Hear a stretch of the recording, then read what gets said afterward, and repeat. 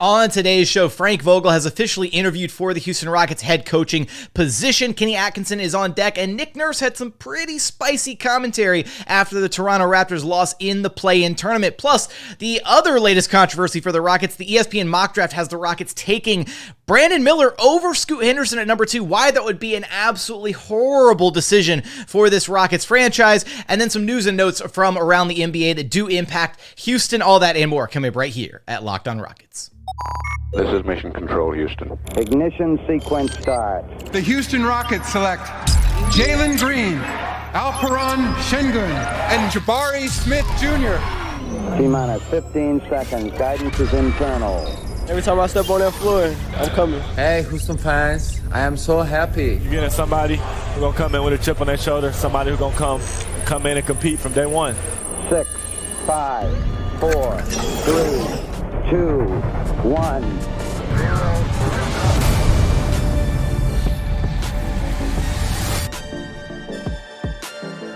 What's up, and welcome to another edition of Locked On Rockets, your daily podcast home for everything Houston Rockets basketball. As always, I'm your host, Jackson Gatlin, native Houstonian, a credentialed media member. I'm also the host of Locked On NBA Mondays. Be sure to follow along on Twitter at JT Gatlin. And the show, of course, at Locked On Rockets, free and available wherever you listen to your podcasts, including YouTube. Just go to YouTube, search Locked On Rockets. Be sure to like, comment, and subscribe. And as always, thank you so much for making Locked On Rockets part of your day every single day, whether it's on your way to work, on your lunch break, slacking off at work, at the gym, wherever it is that you listen to LOR. Thank you for making it part of your day every single day. Today's episode is brought to you by eBay Motors. A championship team is about each player being a perfect fit. Same with your vehicle. So for parts that fit, head to eBay Motors and look for the green check. Stay in the game with eBay. Guaranteed fit. ebaymotors.com. Let's ride. Eligible items only. Exclusions apply.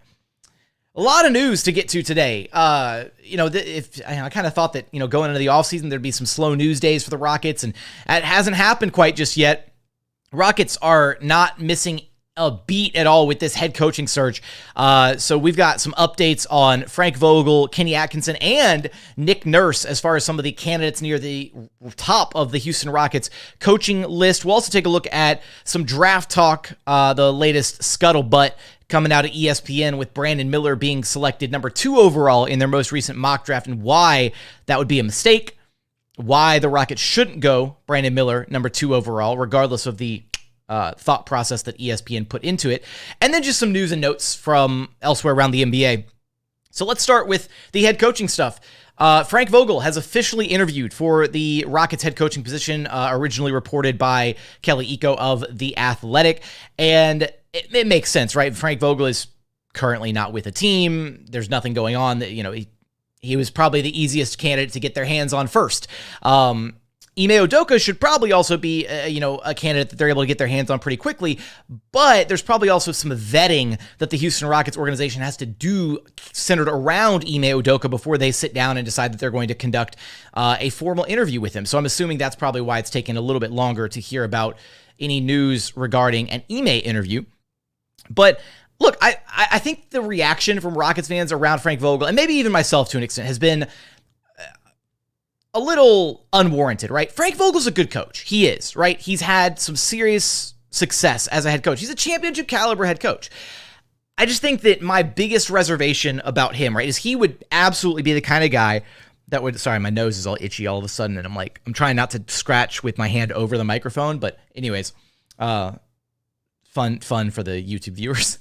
So Frank Vogel is a fantastic coach, and he would be a great coach, I feel like, for this young group of guys to really get them to buy in, especially on the defensive end, right? He has had some incredible defensive teams throughout his career as a head coach.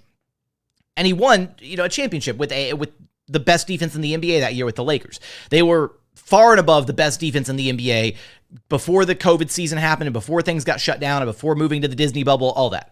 Where my reservations lie are just a lack of creativity, ingenuity, whatever, on the offensive end, because Frank Vogel has only one time, had a top 10 rated offensive team. Back in, I want to say it was 2011 with the Pacers, I believe, if I'm not mistaken. So if you can't have a top 10 offense when you've got LeBron James and Anthony Davis as your two best players, Like there's something wrong going on there. I don't care how great the defense is. Like there's almost zero excuse to not have a top 10 offense. And I do worry that, well, maybe worry isn't the right word.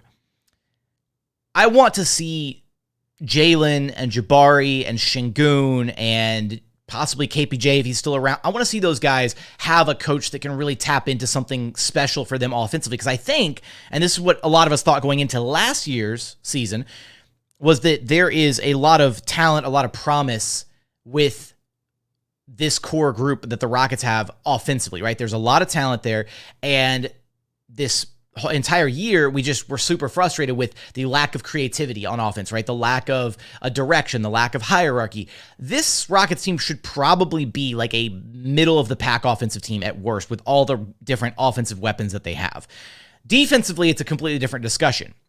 And again, I think my biggest argument here is I think it's easier for this is the biggest argument counter to the point that I'm making. I think it's easier for a good defensive coach to have a mediocre to slightly above average offense than it is for a good offensive coach to have a mediocre to slightly above average defense, especially when you've got a group of very young guys, which is why I wouldn't be upset with a Frank Vogel hire. I've just got him in like the second tier of candidates, right? So it's like Nick Nurse, Ime Udoka, Kenny Atkinson as like the top three in some order, and then Frank Vogel like at the top of tier 2 of any potential head coaching candidates. So it's cool that the Rockets have interviewed him. They've got that knocked out early. They've got Kenny Atkinson on deck, so they did receive permission from the Golden State Warriors to interview Kenny Atkinson. That was always going to be an issue with Atkinson, is making sure that Golden State was going to be okay with it, right? No tampering issues.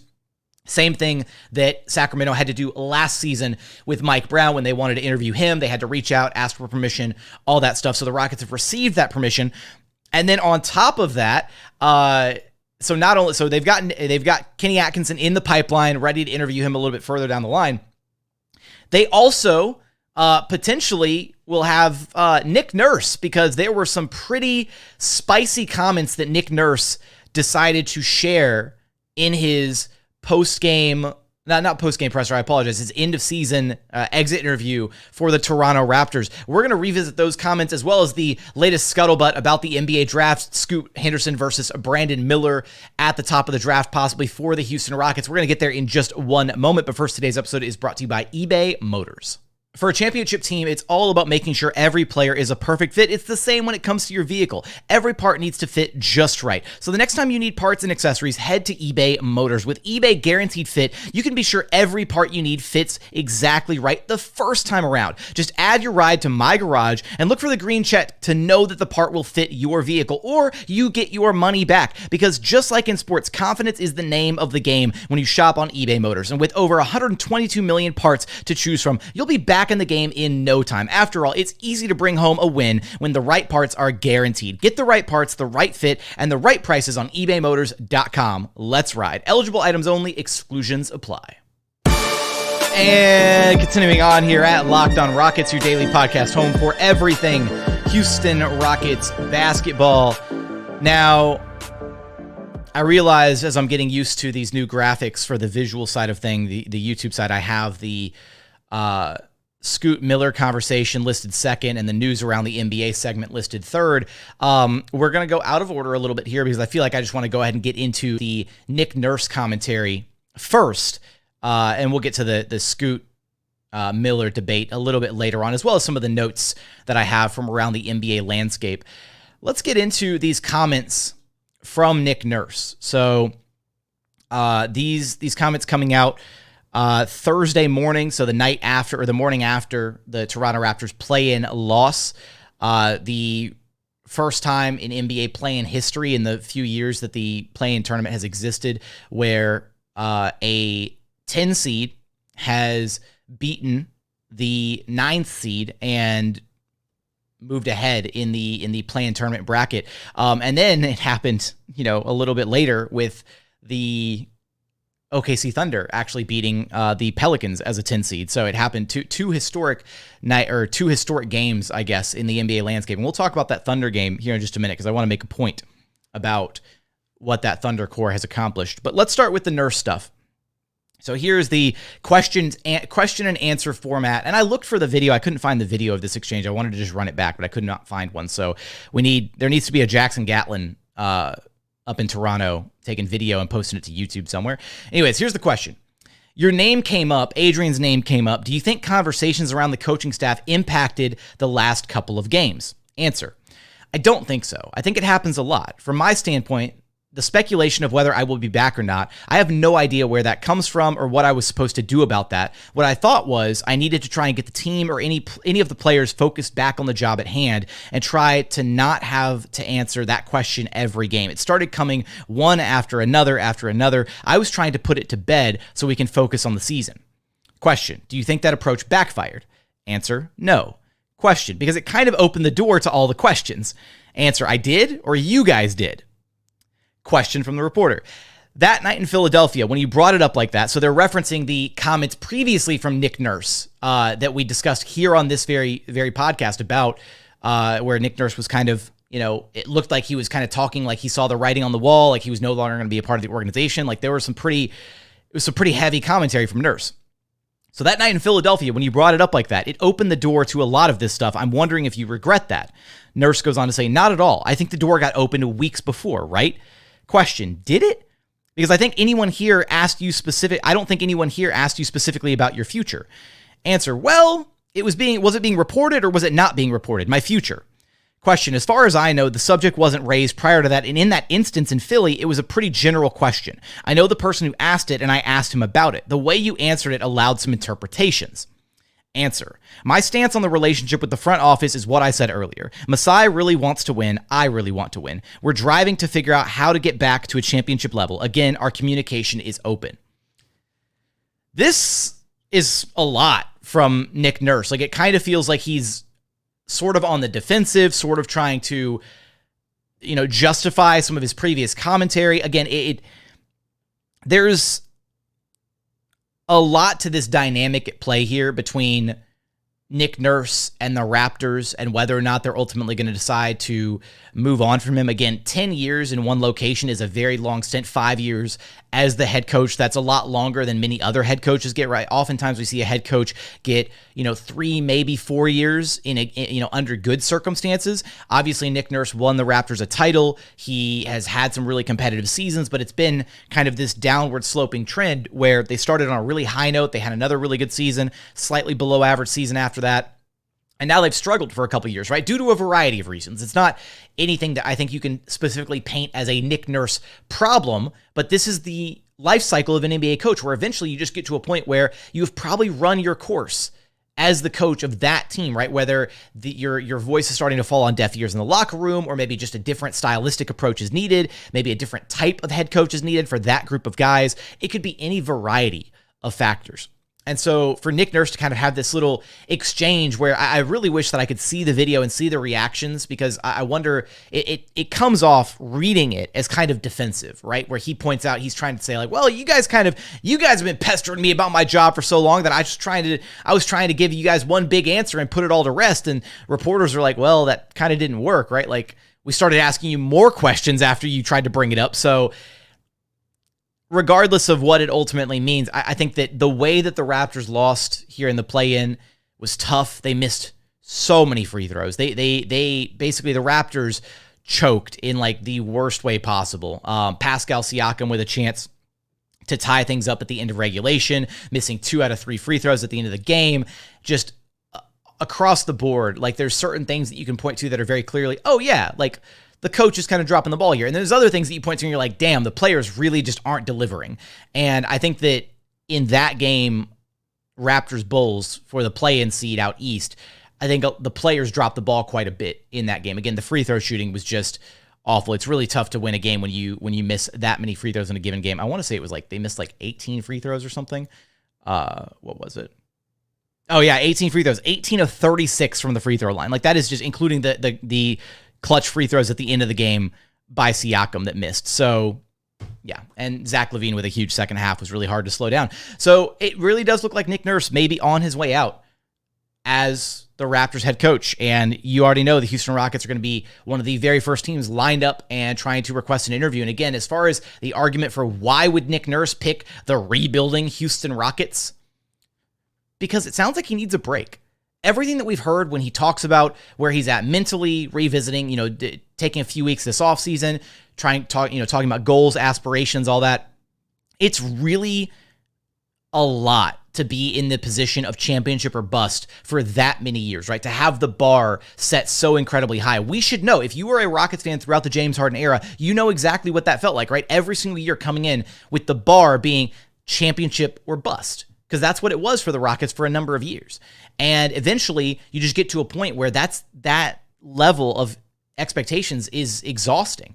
So for Nick Nurse, resetting those expectations, being able to maybe get back to his roots a little bit as a guy who is, renowned for his developmental abilities and being able to bring up a group of young guys, that could be a really exciting challenge and an exciting change of scenery for Nick Nurse. So that's the argument for why he might pick a team like the Rockets versus stepping into yet another ready-made contender if like a spot in Philadelphia or Denver opens up instead, something along those lines.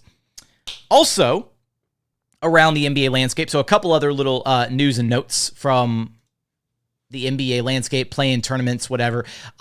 Miami losing to Atlanta is frustrating because Miami winning would have helped the Rockets with the Clippers pick, and yet they did not. So unfortunately, the Clippers pick, is it locked in now? I don't know. The way the play and stuff has all lined up. There's going to be a coin flip in there somewhere. So Miami losing was frustrating for Houston. And then the other big one that I wanted to get to, I want to make sure. So is that set of playing games, Minnesota, LA, Mini choked in a big way against LA. And then it's the OKC play-in game that I wanted to talk about, Pelicans Thunder. Because I was watching this game and the Thunder starting lineup in this game was comprised of players ages, I want to make sure I get this right, ages 20, 21, 24, 20 again, and 23. That's 2 rookies and an NBA sophomore, right? They're the second youngest team in the NBA, and I believe somebody actually pointed out they're the second youngest team in NBA history, the Rockets being the first youngest team in NBA history. And watching them close out an intense play-in game, right? A literally a win or go home playoff game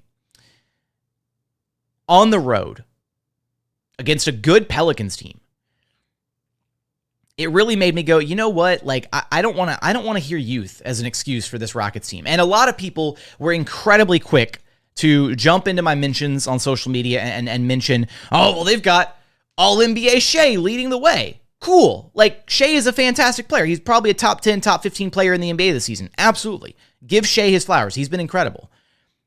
But OKC is also a good team without Shea. And the numbers back that up. With SGA on the court, they have a plus 2.61 net rating.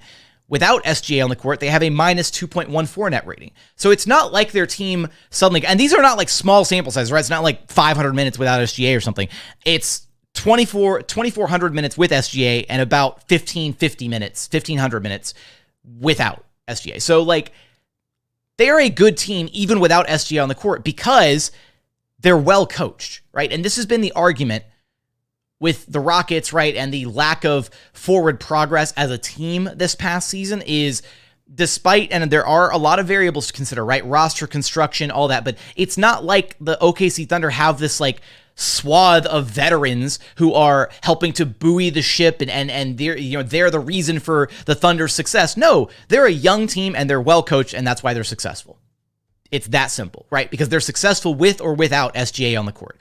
The Rockets are a dumpster fire with their best 5-man lineup is like a minus double-digit net rating lineup. Like, it's terrible, right? So I just wanted to bring this up and wanted to point it out because, again, I hear the youth excuse so much. And trust me, it is an excuse. It is a consideration to think about, but it is not the carte blanche, throw it on every excuse, whatever. Okay, why aren't the Rockets defending? They're young. Why can't they do anything? They're young. I hear it too often about this Rockets team.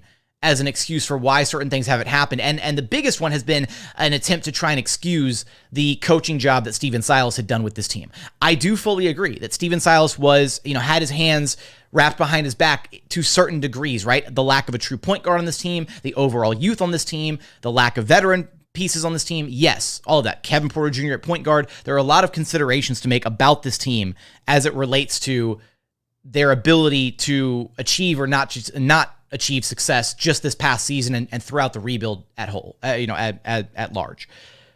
But at the same time, again, it goes back to the argument of I really don't think that Stephen Silas did as much as he could have done with this roster, and OKC is the prime example to point to. So that's that. And again, every team's running their race, right? So OKC, credit to them, credit to their organization. Every team runs their race at their own pace. Hopefully, this year, OKC fans, they're getting to talk a lot of smack, right? They're in the play-in tournament. They just beat the Pelicans. It's a lot of fun for them.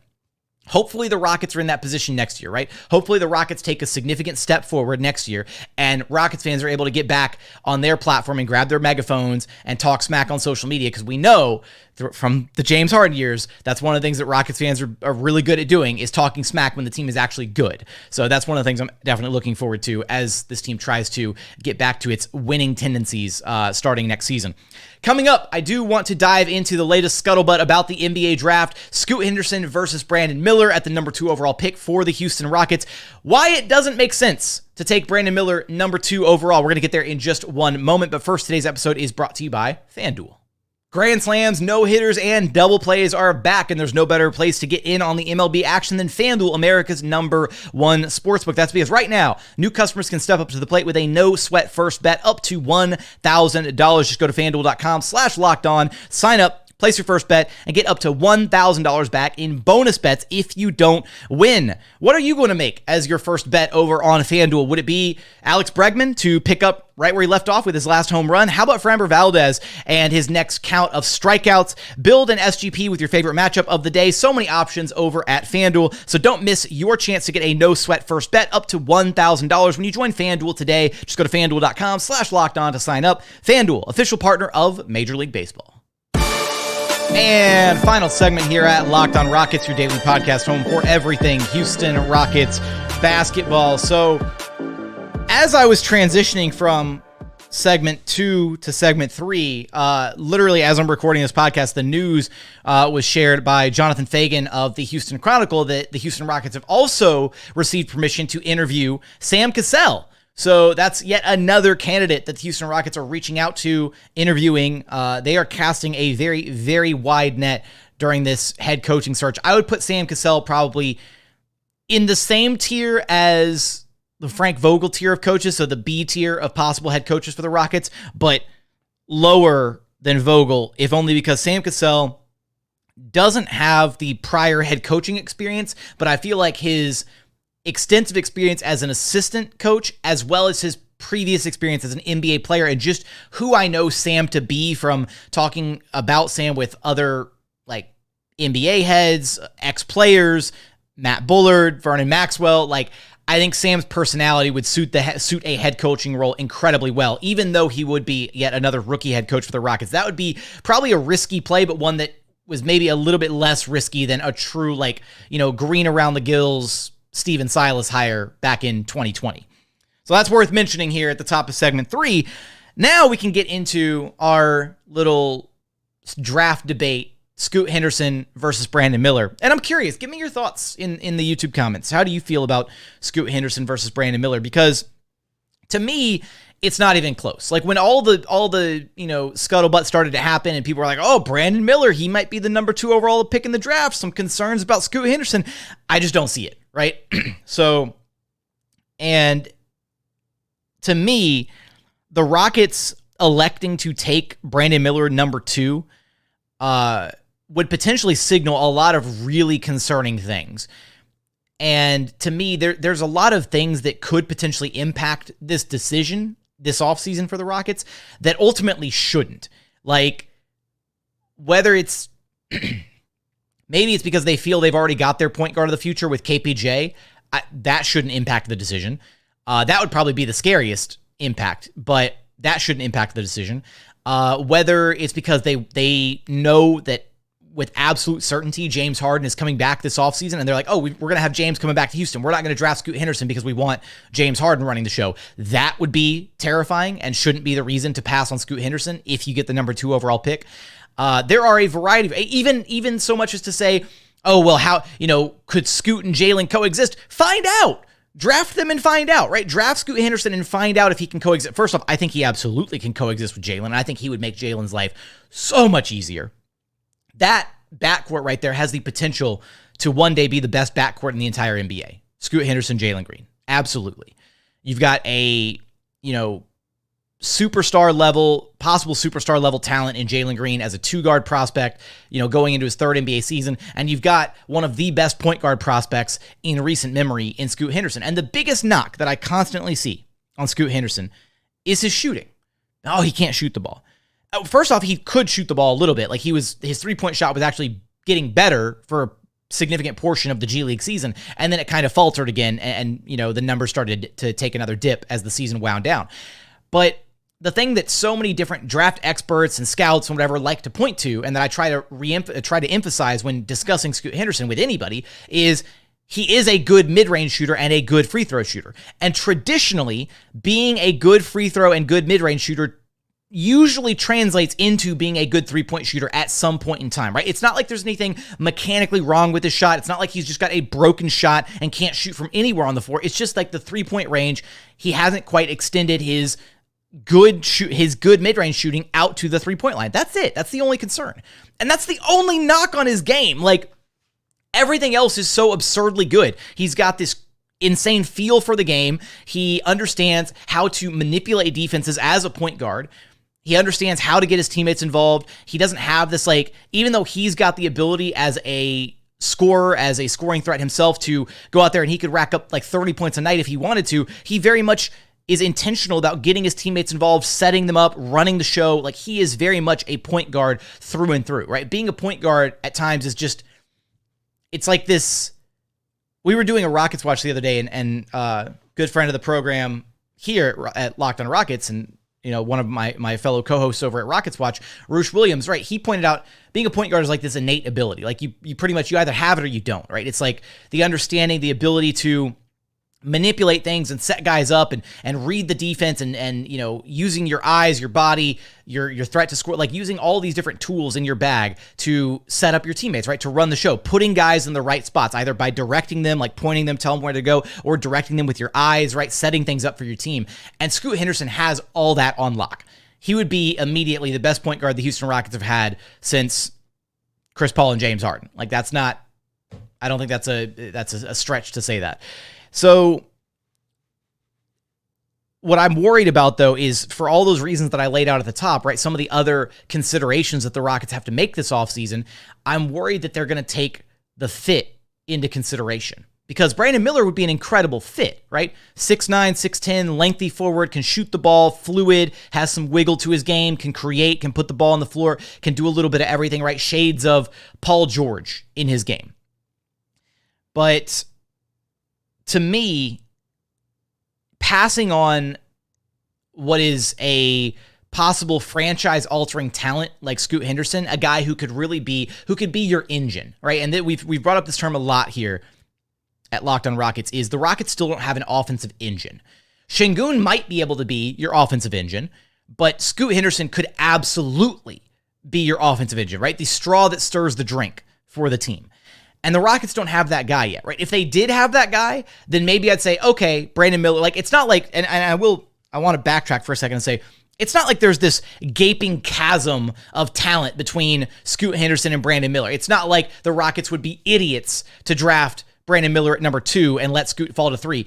It's more so just, I think Scoot is very clearly the better prospect, and you should always go best player available at the top, right? And you figure out the fit later on. Because at the end of the day, the other part is, if the Rockets are hell-bent on, we don't need Scoot Henderson, we're fine with Kevin Porter Jr., terrifying. We've got James Harden coming back, less terrifying, but still frustrating. Then you could easily trade down from pick 2 to pick 3. Like, it's not that complicated, right? You would need to recoup some additional value, right? Whoever's sitting at 3 below the Rockets, maybe they really want Scoot Henderson, then you have to bluff, and you have to basically be like, hey, we're drafting Scoot unless you want to trade up to number 2, and take Scoot, then we'll gladly take Brandon Miller at number 3. But if you want Scoot, then give us a future first or something, and we can swap positions, and you guys can have Scoot. That would be the best case scenario if the Rockets were hell-bent on picking Brandon Miller at the top of this year's draft. And ultimately, this is all speculation because we still don't know where the Rockets are ultimately going to land because the draft lottery has not happened yet.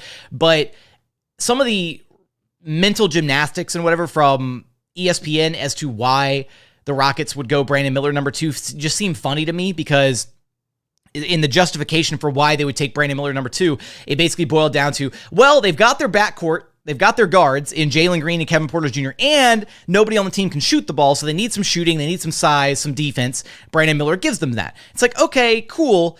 Tell me you haven't watched the Rockets without telling me you haven't watched much of the Rockets, because the Rockets do not have their guards of the future set up, right? There is a lot of question marks surrounding Kevin Porter Jr. and whether or not he is ultimately the best backcourt running mate for Jalen Green.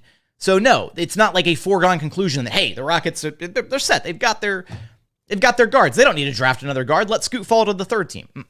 And to me, when I evaluate these guys as prospects, when I look at them as prospects, even though, again, it's not this like insane, talent gap between the two, I just think there's enough of a talent gap that it would be an absolute mistake for the Rockets to do anything other than take Scoot Henderson if they land the number 2 overall pick in this year's NBA draft.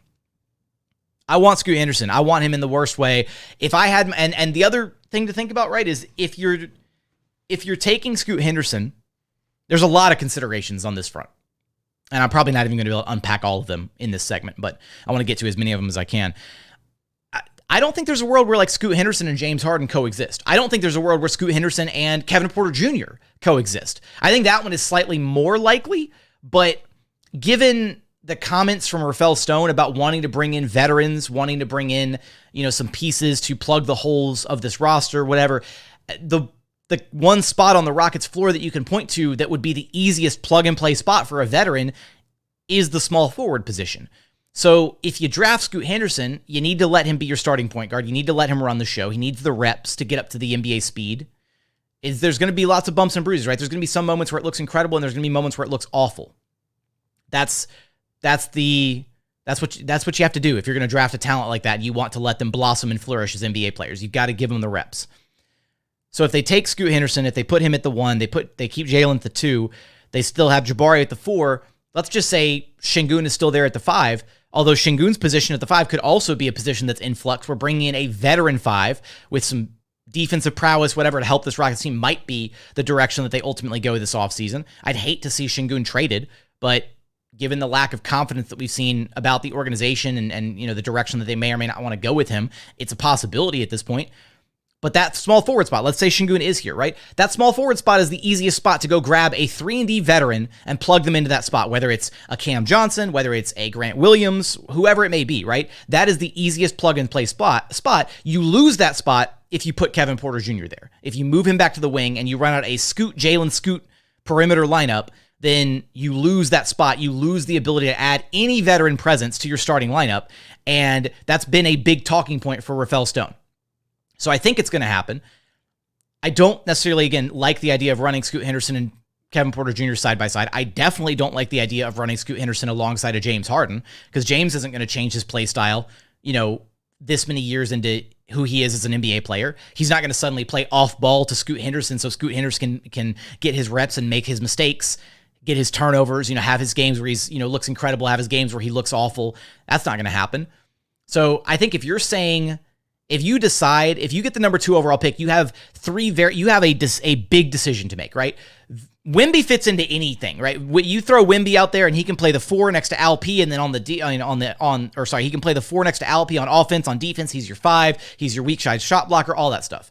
There are very few, Wemby is malleable, right? He's a chameleon. He'll fit into whatever you're trying to do. With Scoot Henderson, it's very clearly you've got to pick a direction, and you've got to be committed to that direction moving forward. And that's the scary thing for the Rockets is I would hate to see them pass up on a talent like that because of any of the other factors that I've already alluded to and mentioned here in this segment. So with that, those are my thoughts on the Scoot Henderson versus Brandon Miller debate.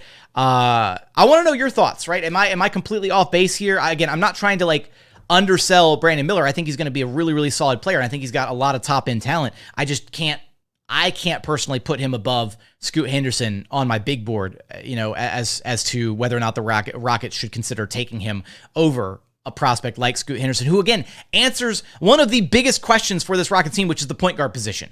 Because if the Rockets don't get Scoot Henderson and they don't get James Harden, they still need a veteran point guard on this team. They need not a veteran. They need a point guard on this team, right? They need to go out and find somebody. Maybe they trade for a Tyus Jones or they go sign a different free agent point guard. They need somebody, right? Clearly, the Kevin Porter Jr. thing has not worked, and they need to move on from it in some capacity. So Scoot is the first opportunity to do that, and to me is also the best opportunity to move on and fill that gap with a prospect that is as highly touted as he is. Would be incredible. James Harden would be a great consolation prize.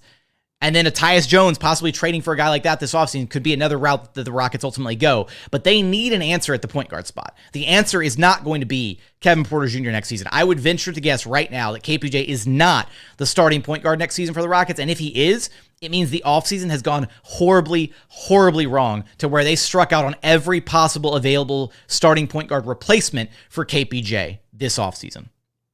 With that, as always, thank you so much for checking out the show. If you haven't done so yet, please consider subscribing wherever you listen to your podcast. That's Apple, Spotify, Google, Odyssey app, free and available on all podcast platforms. We're also available on YouTube. Just go to YouTube, search Locked on Rockets. Be sure to like, comment, and subscribe. But as always, thank you so much for watching. Thank you so much for listening. And we look forward to having you back right here at Locked on Rockets, your daily podcast home for everything Houston Rockets basketball.